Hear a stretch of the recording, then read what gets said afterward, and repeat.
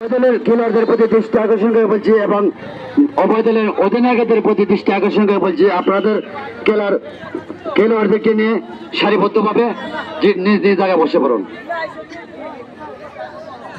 Champion এবং runners up উভয় দলের অধিনায়ক আপনাদেরকে দৃষ্টি আকর্ষণ করে বলছি, আপনারা কমিটি বক্সে চলে আসুন।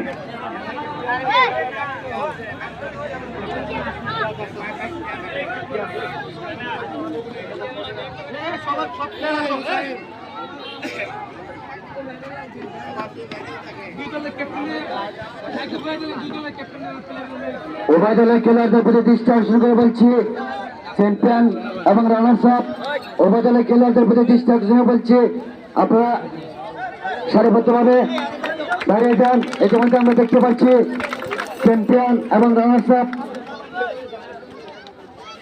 উভয় দলের অধিনায়ক উপস্থিত হয়েছেন। এখন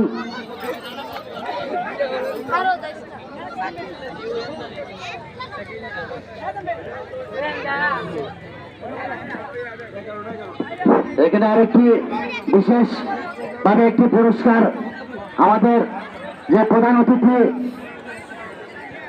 লাখা ইউনিয়ন পরিষদের সম্মানিত চেয়ারম্যান জনাব মোহাম্মদ আরিফ আহমদ রিপন সাহেবের জন্য একটি মেডেল পুরস্কার কমিটির পক্ষ থেকে দেওয়া হবে। ওনাকে এই কমিটির পক্ষ থেকে মেডেলটি এখন দিয়েছেন চেয়ারম্যান সাহেবকে আমরা করতালির মাধ্যমে অভিনন্দন জানাই। যাই হোক, প্রথম পর্ব শেষ হয়ে গেল।